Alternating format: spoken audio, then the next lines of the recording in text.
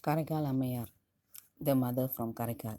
One of the three women amongst the 63 Nayanmars is one of the greatest figures of early Tamil literature.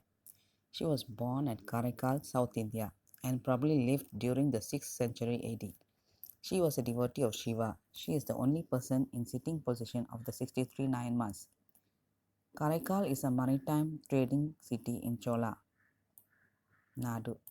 Karaikal Ammayar, whose original name was Punithavadiyar, was born to Dhanadathar in a merchant community known as Natukotai Nagarathar, also known as Natukotai Chettiar.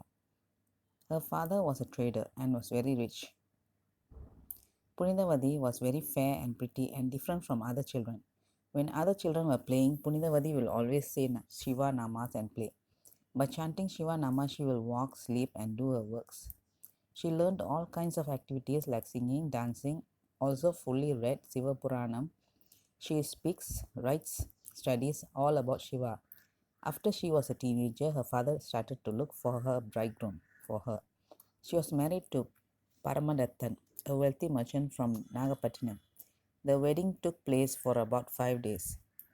When it was Punithavati's turn to go to her husband's home, her father could not be separated, so he talked nicely to Paramadattan's father, Nithipati, and got his permission to keep the son-in-law and daughter in a nearby house.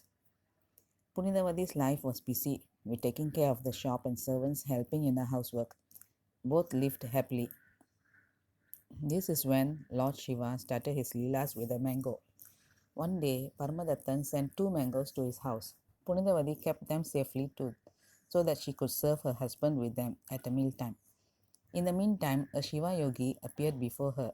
He was hungry and completely exhausted. Punithavati worshipped him and offered him bhiksha. She had nothing to give him except the mangoes. She gave one to the guest. At midday, Paramadattan came to the house. The wife served him with the one mango. He liked it and asked for another. She was upset as she had already given the other mango to the Shiva yogi. She appealed to the Lord for help. When she finished her prayers, mysteriously a mango fell on the palm of her hand. She gave it to her husband. He tasted it. It was exceptionally sweet. She asked her to tell him from where she got it, as he was quite sure it was not the mango he had sent. Punithavadi told him the whole truth. Paramadattan, however, would not believe this and challenged her to produce another. She prayed again to Lord.